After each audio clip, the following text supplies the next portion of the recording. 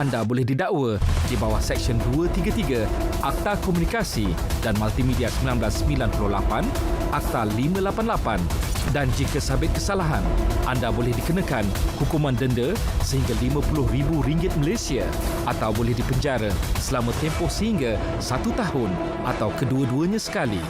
Anda juga boleh disiasat dan dituduh di bawah undang-undang lain yang berkuat kuasa seperti Kanun Keseksaan dan Akta Hasutan 1948, Akta 15. Laporkan kes-kes berkaitan berita palsu dan 3R di saluran berikut. Tak pasti, jangan kongsi. Kekalkan keharmonian dalam masyarakat.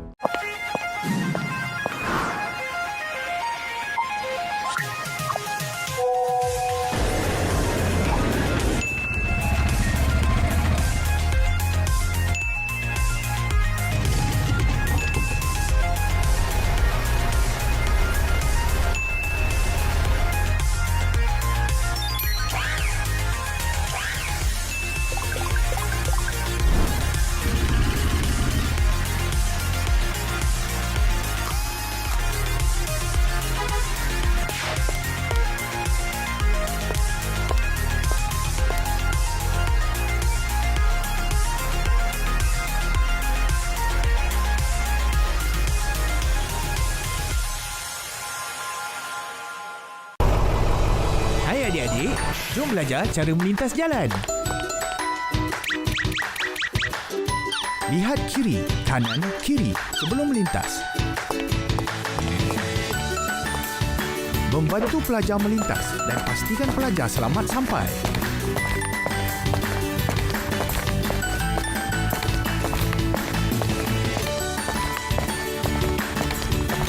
Jangan tiru pemanduan seperti ini. Contohi pemanduan dan peraturan dengan berhemah.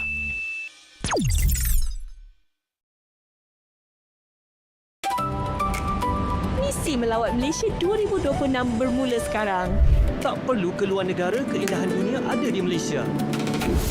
Satu negara, 1000 rasa, inilah syurga makanan. Selami sejarah dan budaya kita, setiap monumen ada cerita, setiap tarian ada makna. Malaysia di mana tradisi bertemu masa depan. Sediakan bajet korang, Malaysia memang destinasi membeli belah terbaik di Asia. Malaysia truly Asia. Permainan dalam talian atau online gaming nampak biasa. Tapi ada yang tersembunyi. Propaganda dan hasutan ganas.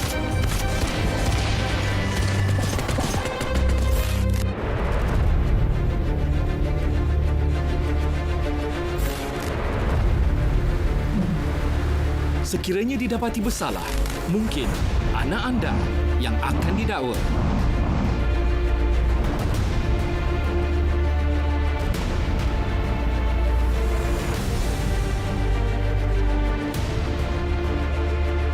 Pantau, tegur, cegah.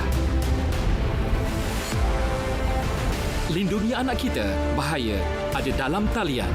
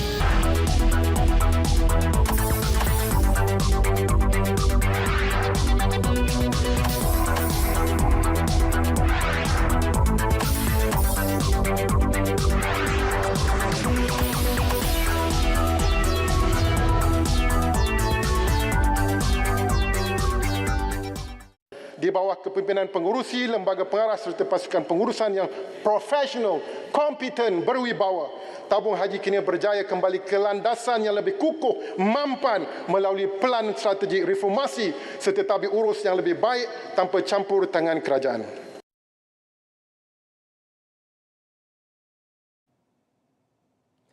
Assalamualaikum, Salam Malaysia Madani. Now welcome to another edition of Biz Malaysia.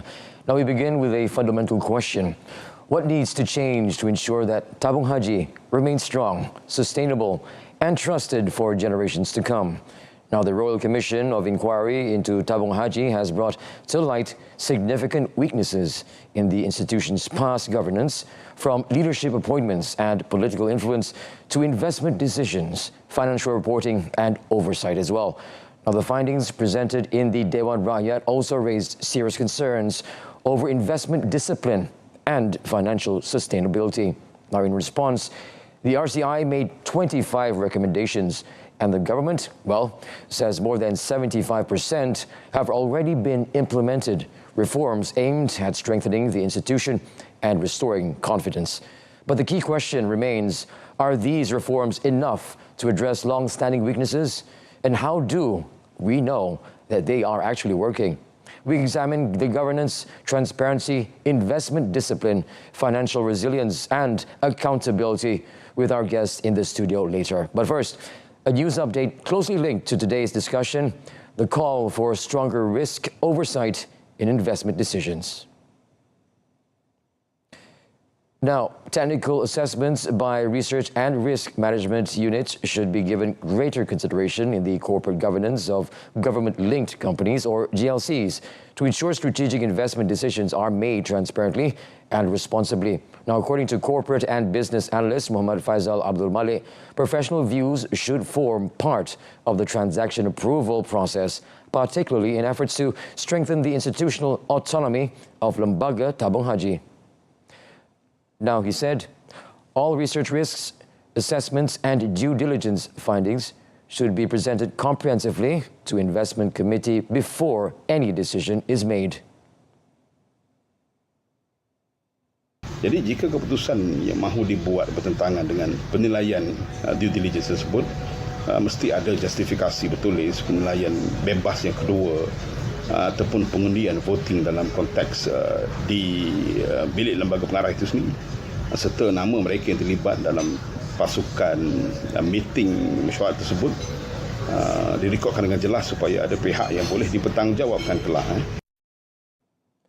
Muhammad Faisal also proposed that the heads of research and risk management units be given direct access to board of directors and protection from retaliation when providing professional opinions. And from investment governance, we turn to investor confidence. Now, Malaysia's latest global sukuk issuance has attracted strong international demand, offering a positive signal for the country's economic outlook and its position in the global Islamic finance landscape. So, what does this strong demand tell us about investor confidence in Malaysia, and can this momentum be sustained? Now, let's get an economist's perspective on this.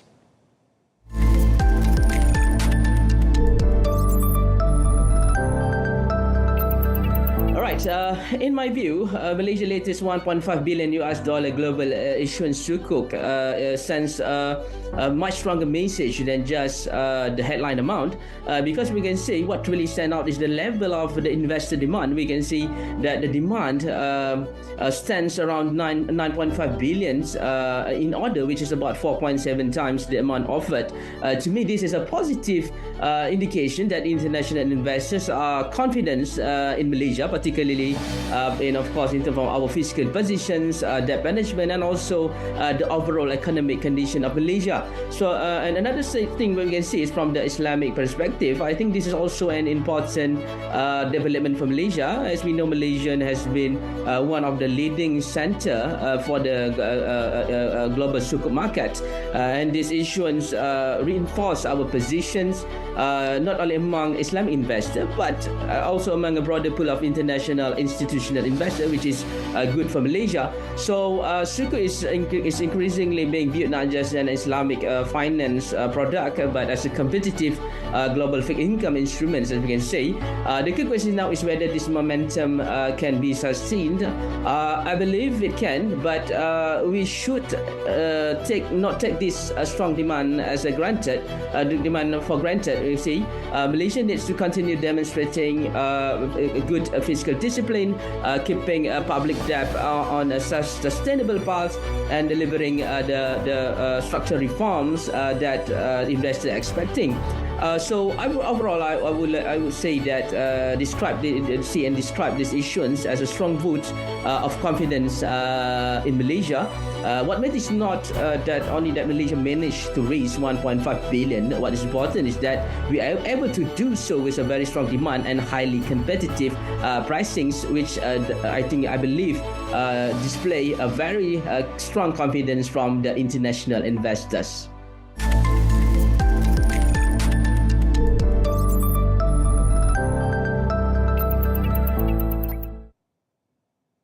Well, that was the response on Malaysia's global sukuk, a positive signal for the Islamic finance landscape and investor confidence.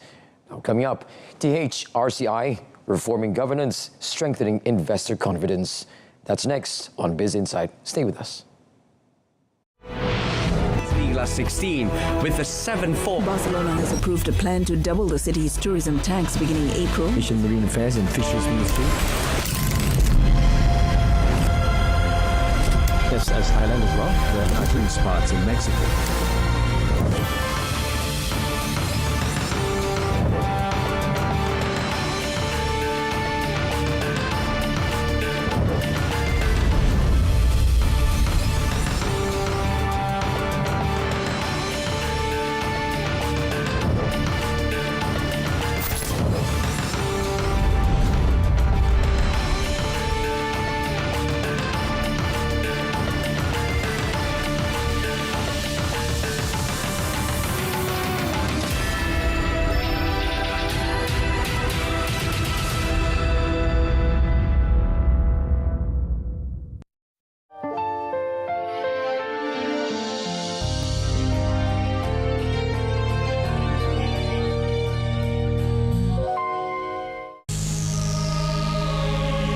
Setiap sen dana awam adalah amanah.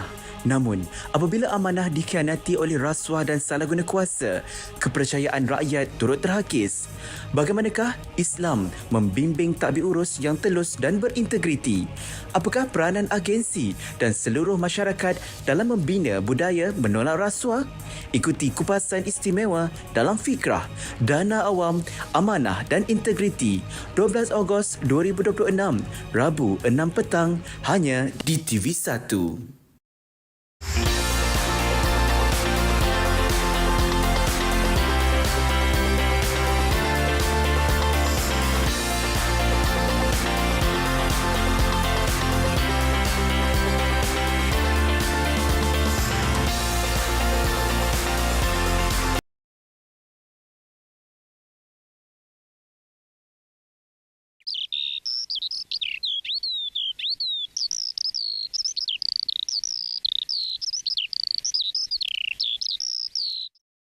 Allahu Akbar, Allahu Akbar, Allahu Akbar, Allahu Akbar. Ashhadu an la ilaha illallah. Ashhadu an la ilaha illallah.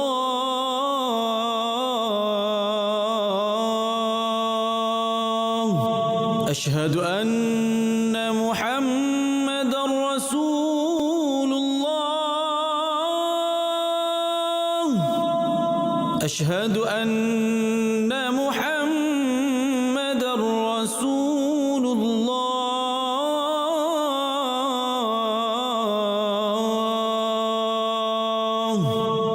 حي على الصلاة.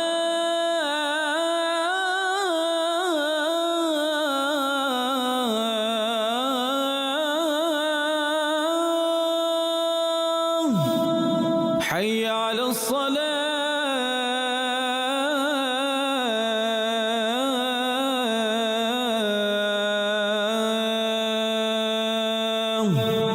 حي على الفلاح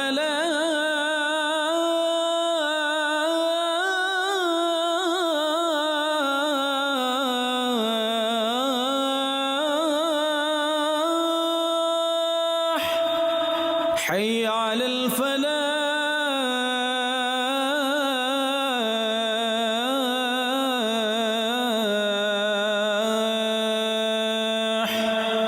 الله أكبر الله أكبر لا إله إلا الله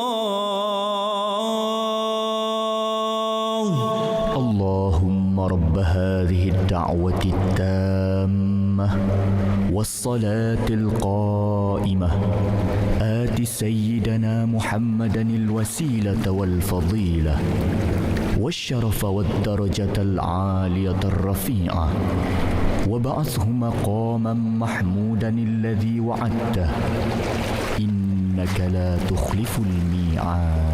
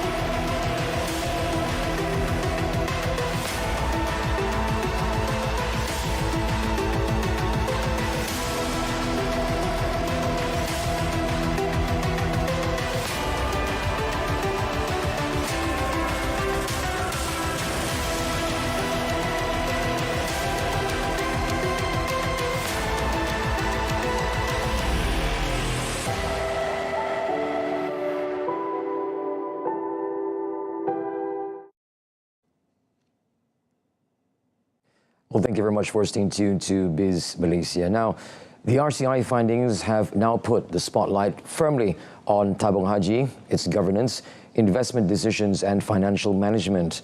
Now, the question now is not only what went wrong, but what needs to change to ensure those weaknesses are never repeated. And joining us today to unpack these issues is Associate Professor Dr. Muhammad ESKANDAR Muhammad Shah Muhammad Rashid, CEO of ISRA Associates. Thank you very much, Professor, for coming to the studio. Thank you, Otto, for having me. Now, the RCI found that Tabung Haji's problems developed over many years amid the weak governance, political influence, and also shortcomings in leadership appointments. From an institutional perspective, what were the biggest governance failures that allowed these problems to actually accumulate for so long? I think before I answer that questions, I think it's important that we recognize the importance of institutions in the context of Malaysia. I think institutions like Tabung Haji, PNB, FELDA, I mean, it used to be a policy institutions where it create values and also, allow the process of wealth accumulations and drive the economy. So when things like this happens, it's not just, questions the legitimacy of this institution, but more importantly, the question of trust.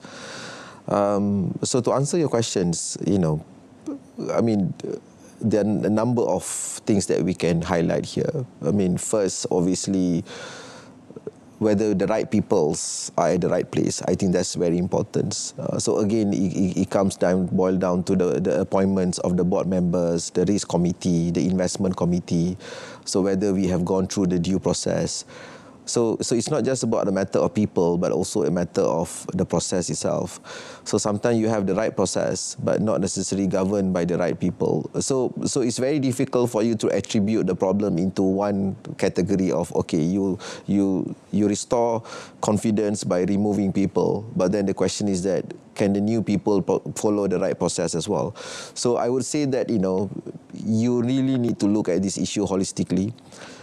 So the internal governance has to be improved, and there must be a mechanism of monitoring. There must be a mechanism of reporting. And Tabung Haji cannot be seen as a special entity because they are under Ministry of Religious Affairs. The due process, the governance can be lax as compared to any other financial institutions.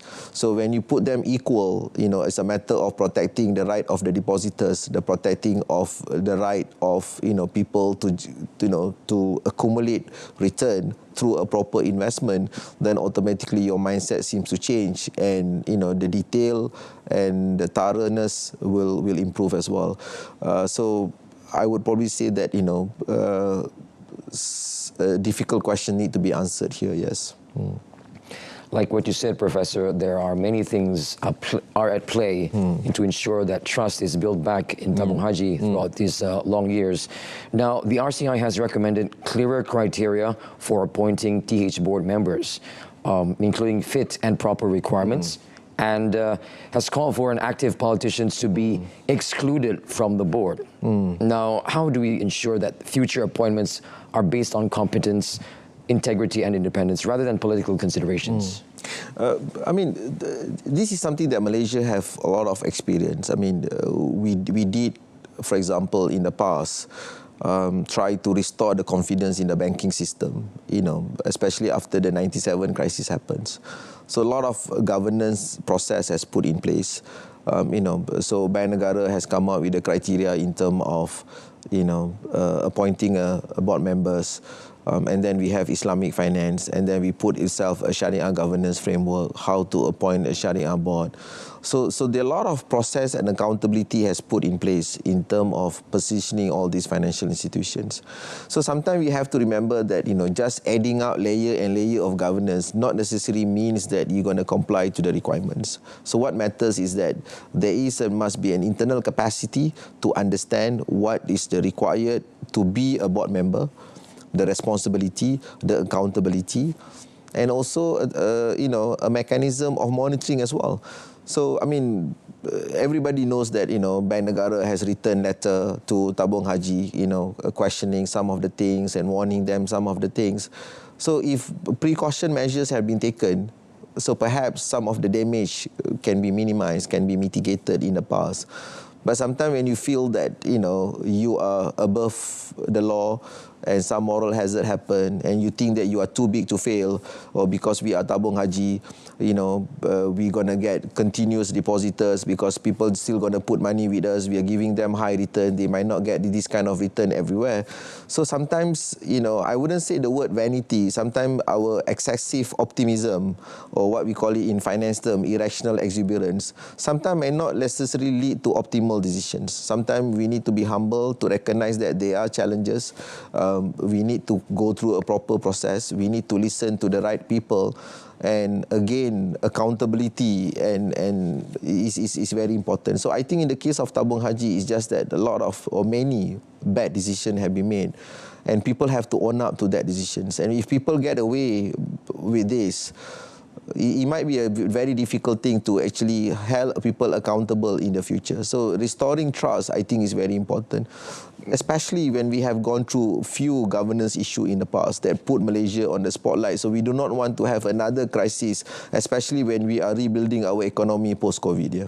And seeing our economy is growing very, very rapidly, I think, do you believe and trust that with this new structure that is going to be implemented, do you think that things are going to looking up for Tabung Haji in the future? I think people have to walk the talk. I mean, it's very important that, whatever the government said about, 75% of the recommendation that we made, so there might be a proper reporting in terms of the initiative, in terms of convincing the stakeholders that, these initiatives are actually bearing results, where the investment process is much more transparent. So sometimes when you are able to communicate the narrative and the story better to the stakeholders, it itself can be also quite convincing arguments. So again, the people matters as well. So I'm sure Tabung Haji has done a lot of reform in terms of appointing the right people to the board.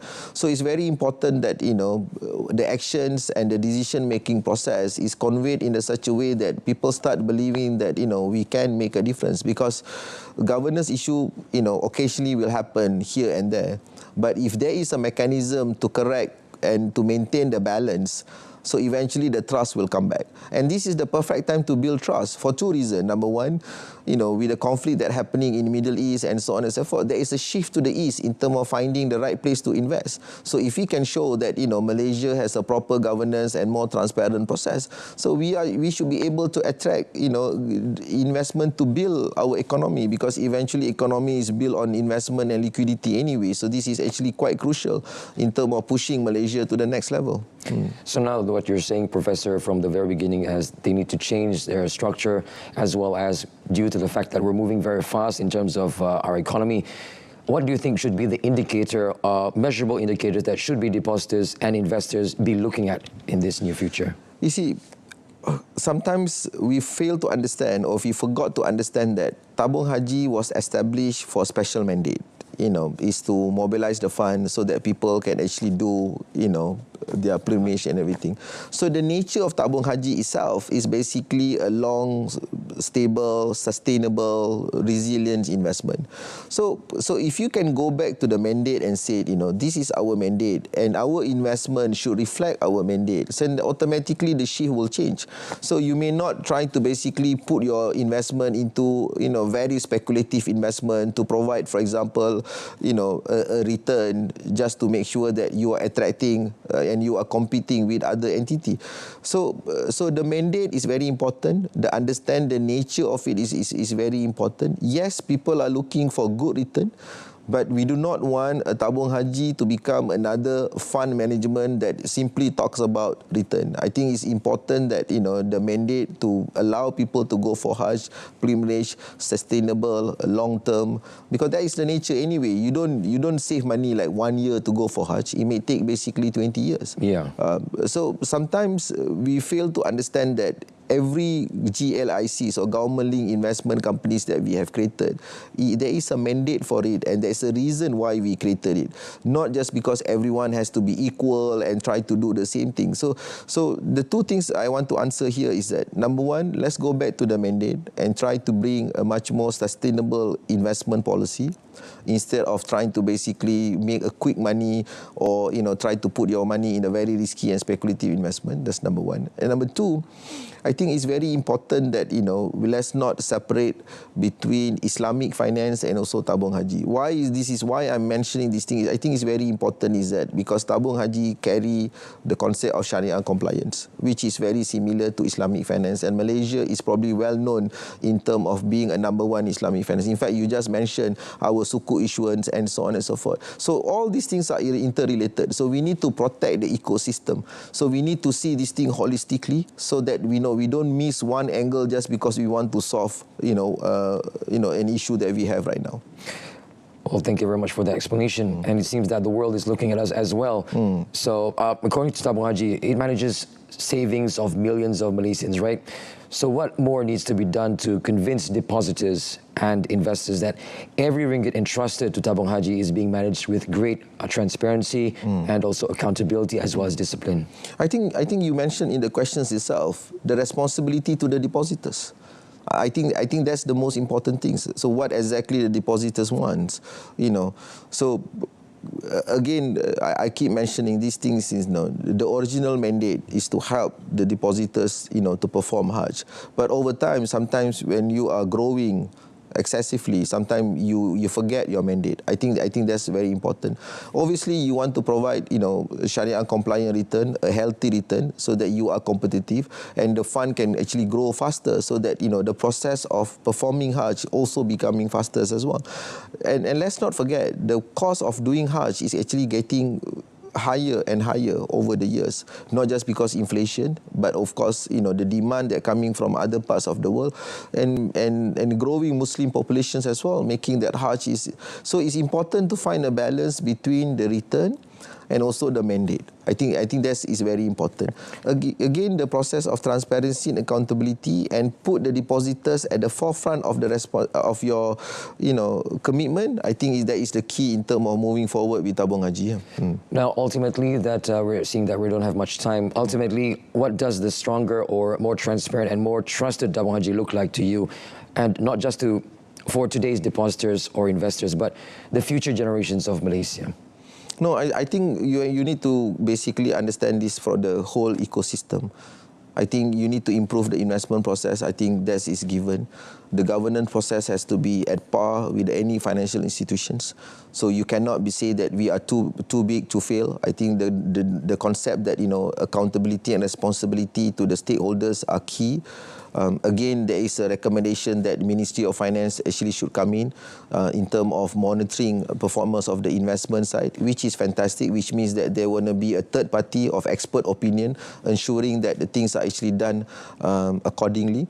And I strongly believe that our economy is growing enough, in the sense that there is a need for Tabung Haji to mobilize its capital to support a certain sector, because number one, we are number one in terms of halal economy.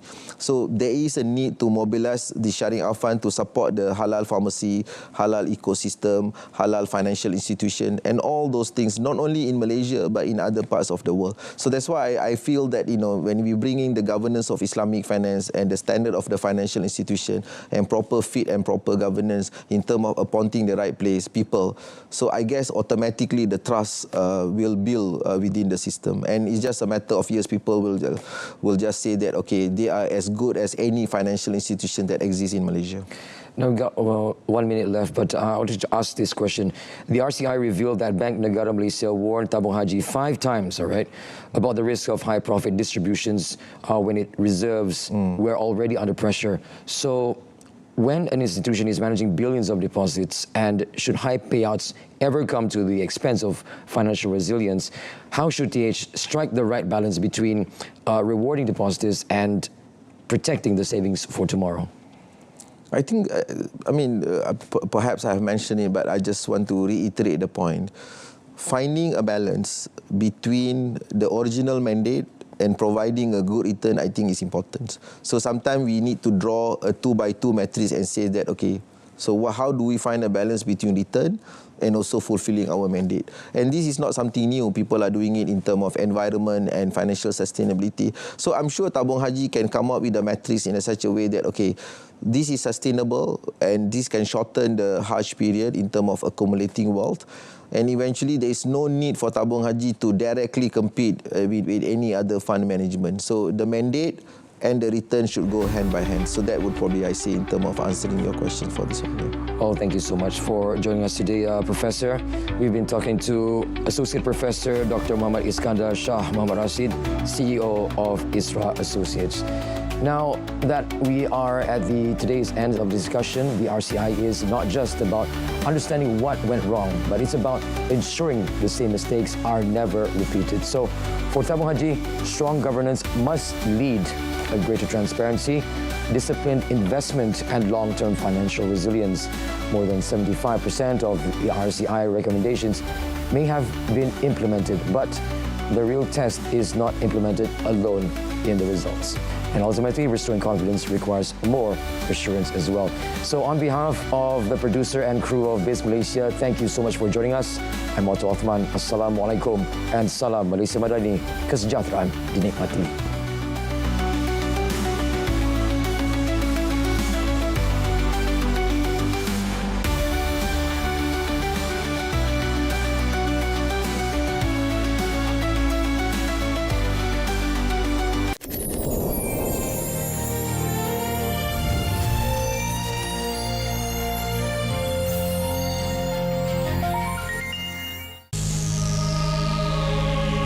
Setiap sen dana awam adalah amanah.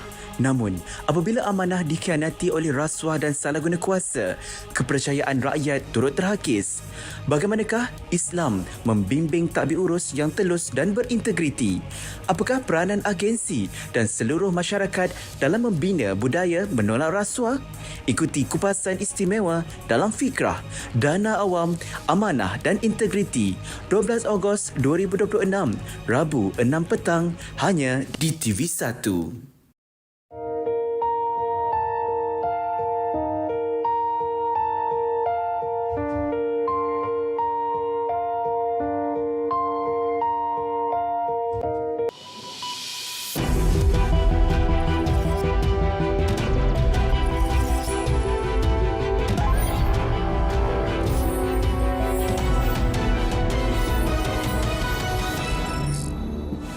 Assalamualaikum, Salam Malaysia, Madani, Berita Wilayah bersama saya Fahazib. Berikut rangkuman laporan utama.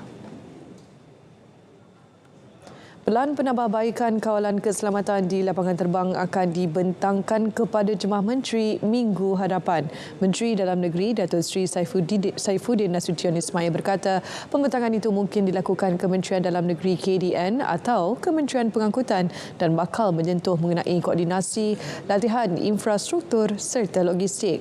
Perkara tersebut turut dibincangkan Jemaah Menteri minggu lalu dan semua agensi kawal selia termasuk Agensi Kawalan dan Pelindungan Sempadan Malaysia EKPS dan pihak berkuasa penerbangan awam Malaysia perlu mengemukakan pelan penambahbaikan komprehensif mengenai keselamatan lapangan